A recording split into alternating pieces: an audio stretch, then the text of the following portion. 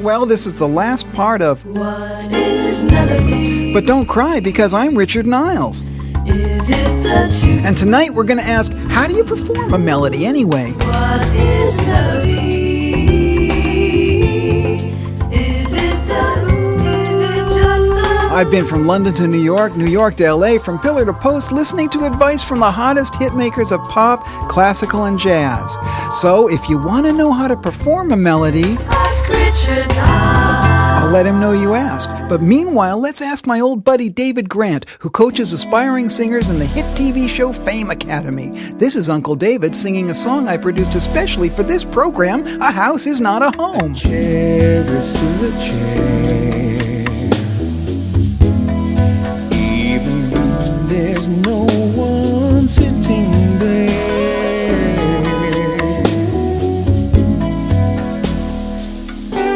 But a chair is not a house, and a house is not a home when there's no one there to hold you tight and no one there you can kiss goodnight. When I talk to people about melody, what I ask them to do is to bring something of themselves to a melody. If you can bring something of yourself to a lyric, that will often determine what you bring to the melody. If you can get a singer to somehow connect with the story, they'll pull a note, they'll push a note, they'll bend a note, they'll take a note off in a certain way. Often the hardest thing to get any singer to do is to sing the melody as written and bring life and soul to it. Because what you're then asking somebody to do is to expose themselves and be vulnerable with the song rather than just being clever with the song. Because a lot of people think if you sing a Frank Sinatra song, sing it like Frank Sinatra. To me, that's anathema. If you're Joe Bloggs, sing it like Joe Bloggs. One of the songs that I love the most is a song by Burt Bacharach and Hal David called A House Is Not a Home. Because as a singer, it uses every texture of your voice, from hard to soft, from plaintive to pleading, from joyful to despairing. If you're going to sing that song well, you have to turn yourself inside out and really sing it. For me, it's a song that costs. You've connected, and that's what singing's all about. It sure is, Dave. Now, some of you may think classical music is set in stone, all written out so one performance will be similar to another. But the very unnutty professor, Peter Weigold of Brunel University, told me how much performance can affect a melody. In the classical world, there's always this idea of interpretation. So even though it's written down on paper, the important thing is you give it your interpretation. So one person pushes it more dramatically, one makes it lighter, one gives it more sort of soupiness, one gives it more wittiness. Maybe to linger a bit on one bit or push another bit slightly faster than it should be. So that you bring in a personal life, a personal interpretation to whatever melody you're given. Natasha Marsh is not what you'd expect of a female opera singer. She sings beautifully, but she doesn't weigh 400 pounds.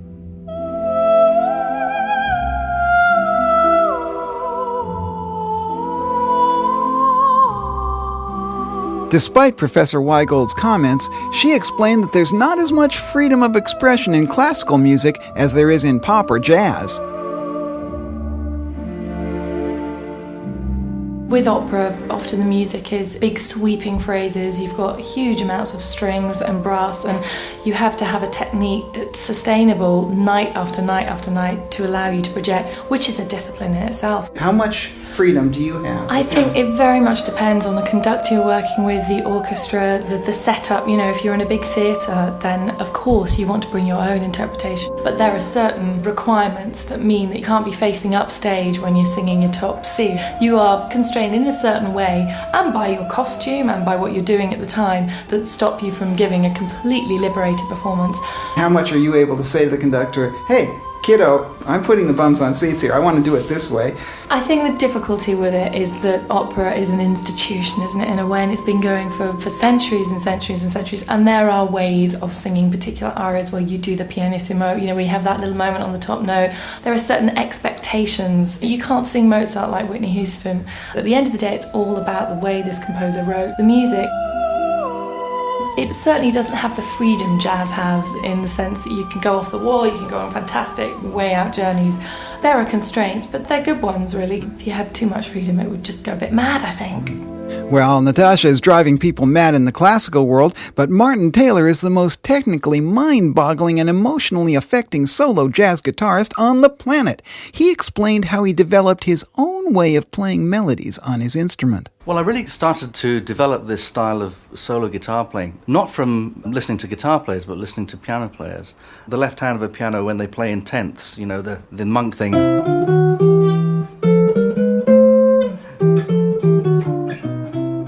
That's a very good weapon to have in your armoury, like, don't blame me.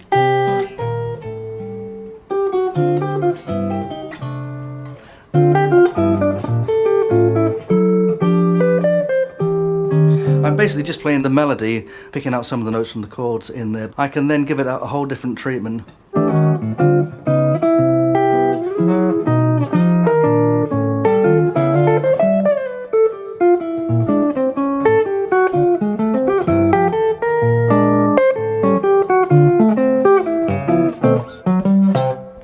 We don't want to play the melody exactly the way it was written. It's got to be played with feeling.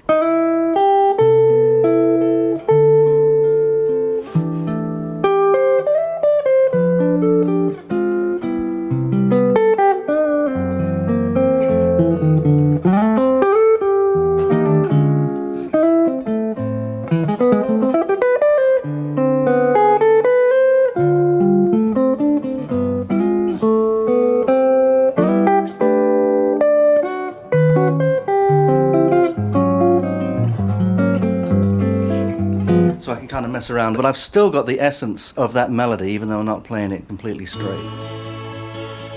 Songwriter Nicky Chin is a lyricist who, together with Mike Chapman, wrote hits for Suzi Quatro, Mud, The Sweet, and Livin' Next Door to Alice for Smokey. He told me how performance made all the difference with that hit. Sally called when she got the word. She said, I suppose you've heard about Alice. First time out with a band that was having hits, a band Mickey Most was producing called New World. Living Next Door to Alice died, and I didn't understand that. And then 4 years later, we recorded the same song with Smokey, and that has been a worldwide smash. I don't know why she's leaving or where she's gonna go. I guess she's got her reasons, but I just don't wanna know. 'Cause for 24 years I've been living next door to Alice. It was in the performance, because there's no question that Smokey and the lead singer Chris Norman were better than New World were ever going to be. We had a better band and a much better singer, and maybe it all lay in that. I'm living next door to Alice. So great melodies need great performers, but talking to hit producer and songwriter Pete Waterman, he told me that even the biggest stars need to be told when their performance was not up to scratch. I am the one that told Paul McCartney, no, it's not good enough, let's go again. What do you mean it's not good enough? It's just not good enough. Wait a minute, no. You've sung it in tune, but there's no liveliness in it. And I remember Linda, bless her heart, ringing me and went, you're the only guy that's ever told Paul to go back in the studio and do it properly. He came home raving that you dared to tell him you wanted some flat notes. He couldn't believe you wanted some ragged performance in there. No, I said what I wanted was emotion. It's an emotional melody, and I want his voice to reflect the emotion of the melody. It's about pathos, it's about hurt, it's about people in tragedy. You can't sing a song about tragedy without being tragic. It's like performing Macbeth as a comedy, it just doesn't work.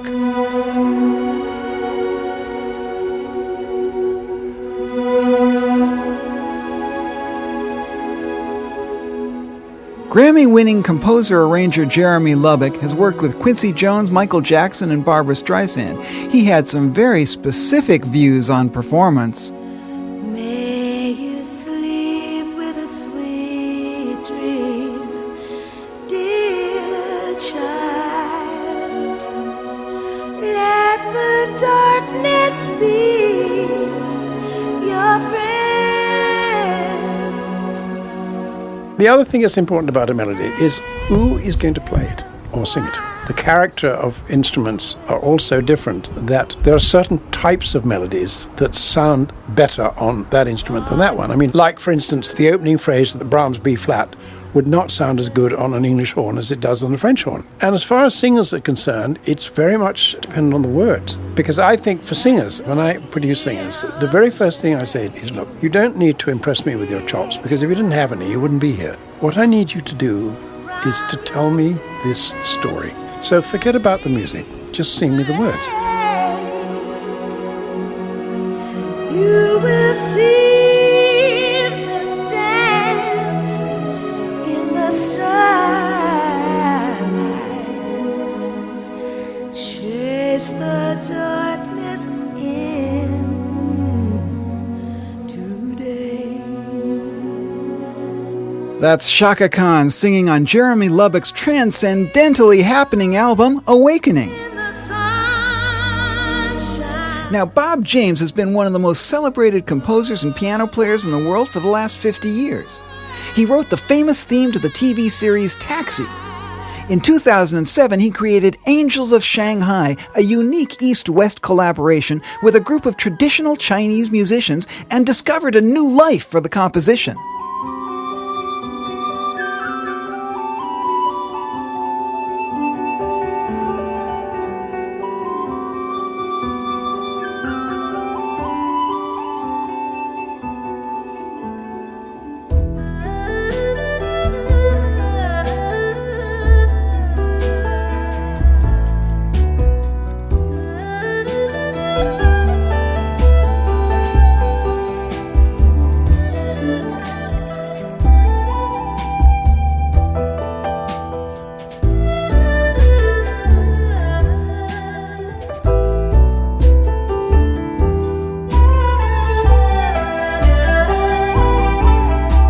Something else that I didn't know about this melody, that it's apparently quite Chinese in character. It turns out that the first 12 notes of this theme are in the Chinese modal minor pentatonic scale. It could have been written for the Shanghai Taxi series, and that was pointed out to me by my young Chinese musician friends with whom I've been working on this project, Angels of Shanghai. I actually did have it played on the erhu, which is the Chinese two-string violin. Bob also stressed the value of something that is often overlooked in music, silence. I've actually gotten into some dialogues with audiences, and I really like to know whether people are really listening to you when you play a solo. And I've found that I can tell much more clearly whether my audience is really listening to me if I take a moment to play nothing. That if I play the fastest, most incredible thing that I've ever tried to play, realizing that sometimes that'll just wash right through people's ears and they won't even be paying attention to you. But if I choose the right time where maybe I've played 3/4 of a pretty cool melodic phrase and then I don't finish it,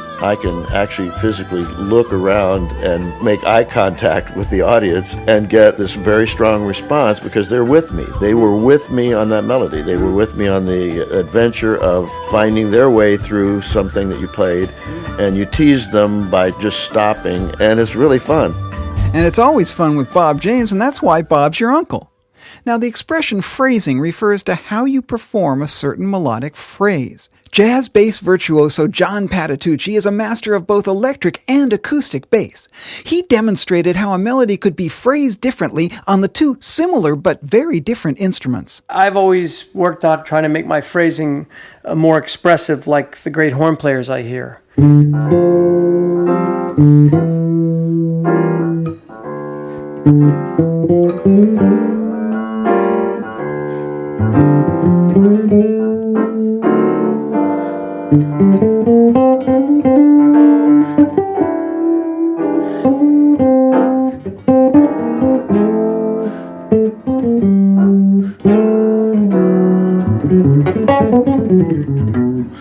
Yeah, John, that was Alone Together, the famous jazz standard by Dietz and Schwartz. Now John's going to play it on the acoustic bass.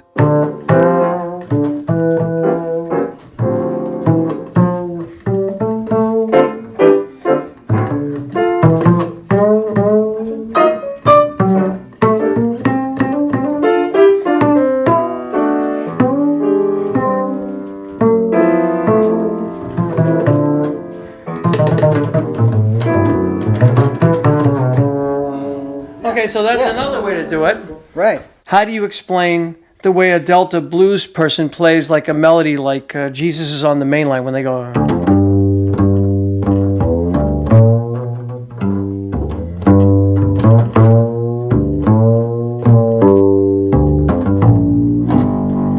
there's so many little things that go into like a few bars of that. When do you slide? When do you sort of like screw around with the major and the minor third, playing in between them pitch-wise, like the way they sing? The notion that there's a blues scale is a joke. It's a whole culture, and it's not just a little scale that you play. And on electric bass, that gave me another challenge, you see, because with frets, to make it lyrical and sing and connect everything, you have to adapt. Like, say, you want to play in a sentimental mood.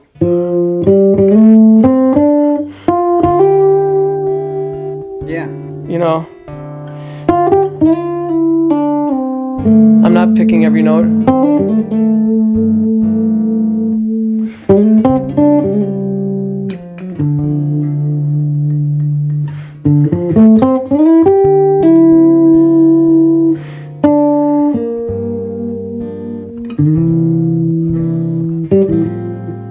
Thanks, John. Daisy Shute is a member of the successful classical vocal group All Angels. She's also an accomplished jazz singer. She explained that performing jazz and classical melodies requires a different technique. Tone is another thing that is very different in classical and jazz. And when you're training to be a classical singer, your voice is resonating through your whole body, but we call it tilt. It's a more tilted sound. It's your larynx tilting more. With jazz and musical theatre, it tilts less. This is Forêt, Les Roses d'Espagne. Les roses d'Espagne dans la gaine de mousse. That's classical. A more jazzy way would be... 1, 2, 1, 2. Les roses d'Espagne dans la gaine de mousse. I forced her to do that, folks, and to show how musicians can express different emotions with their melodies, I invented a form of musical obstacle course I call the Happy Sad Game. This game is really a kind of power trip for me where I yell emotional directions at musicians while they're playing. New York guitarist Jay Azalina was kind and foolhardy enough to submit to this. Now I'm going to say this word. Happy. All the things you are, happy.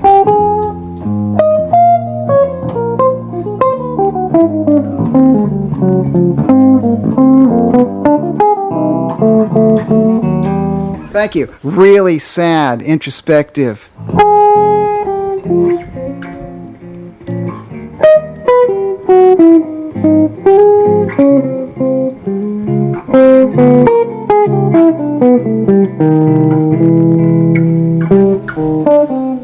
Thank you. Mentally disturbed.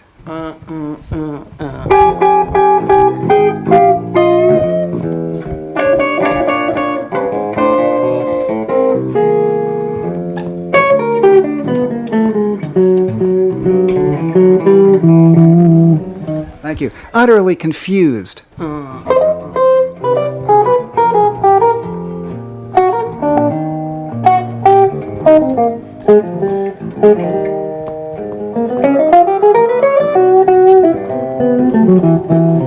Thank you. And now, rock and roll.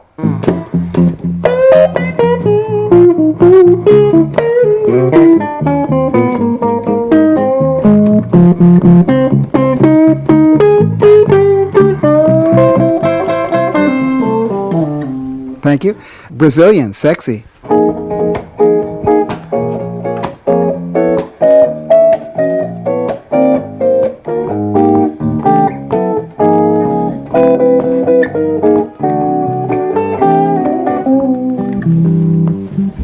Thank you. Beautiful. Now, tell me, Jay, old chap, what does a musician need to have in their listening background to be able to do what you just did?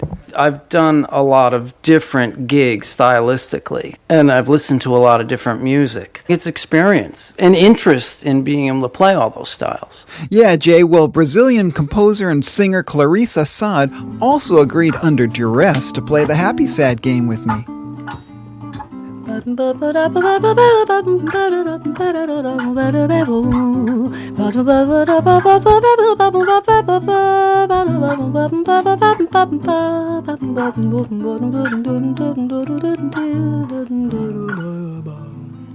Okay, now, same thing, but really sad.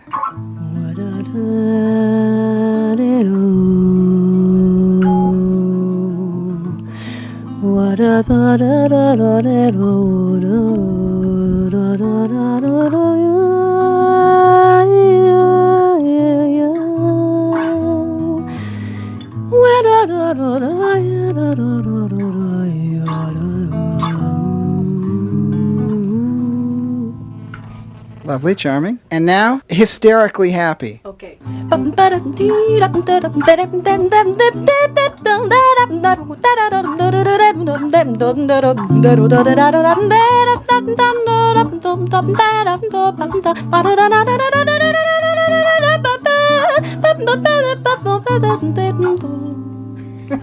Great.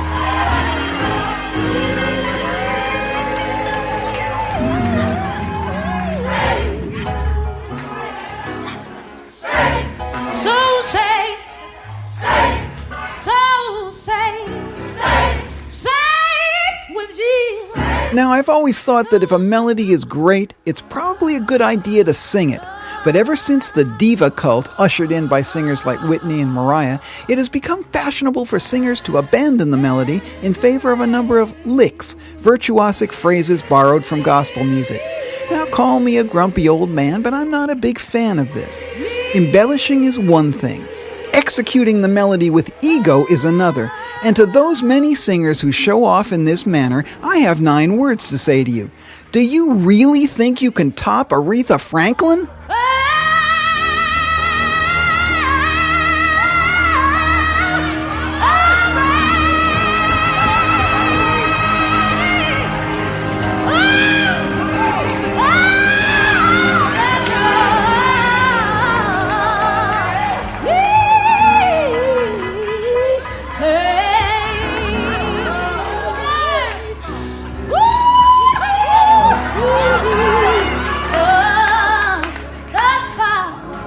That's Aretha.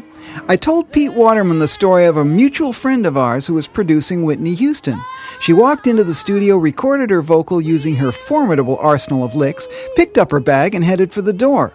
The producer said, Miss Houston, would you mind doing another one?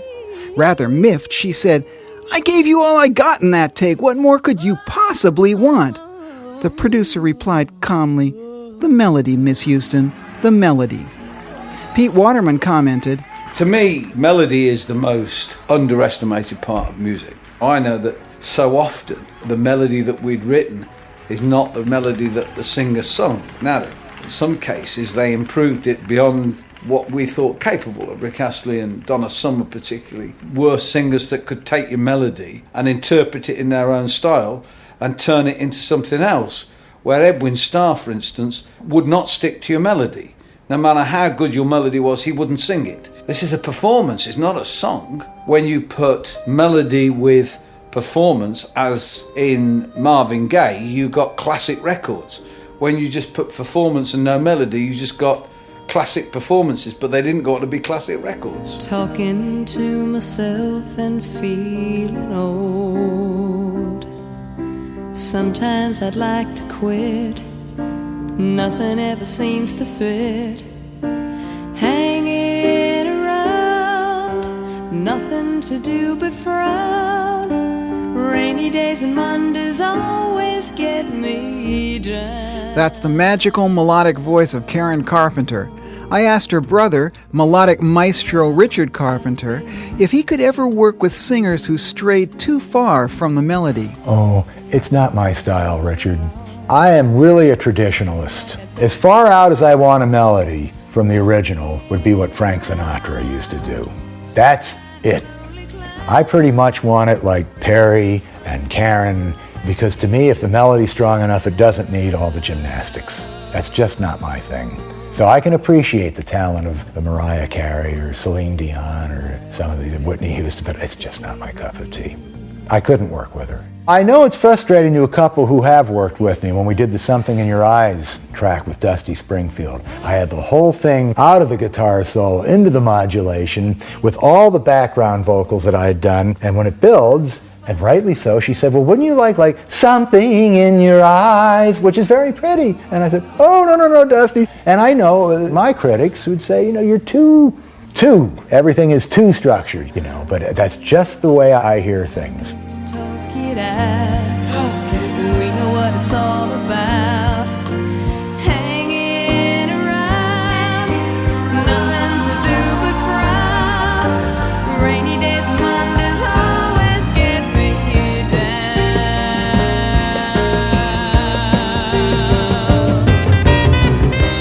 Richard Carpenter's way of hearing things has resulted in some of the most enduring hits of popular music. But why do so many singers sing so many notes? Well, over 30 years of producing singers has led me to believe that it's a matter of insecurity. Psychologically, the singer lacks confidence in the quality of their voice and in their ability to express the emotion of the lyric. They think a barrage of notes will draw the listener's attention and their own away from those deficiencies. They are mistaken. Marty Pellow, lead singer of Wet, Wet, Wet, agreed that there's muscle in melody. That's something that I learned from Wet, Wet, Wet. You know, that's coming from a pop culture. When we first went to Memphis, Tennessee and worked with a man called Willie Mitchell, he said to us, there's A and there's B, the straightest line, hold the note, be secure in yourself, and keeping it simple. The melody makes you stronger. What is melody? Well, that was Melody, but don't cry because you can hear it all again on the BBC website. Thanks to Daisy Shute and Gwillem Simcock for performing on my cruel but fair theme tune. Thanks to Yannick Wisdala and Peter Dale for helping me make this thing, and a firm handshake to executive producer David Morley and everyone above the title.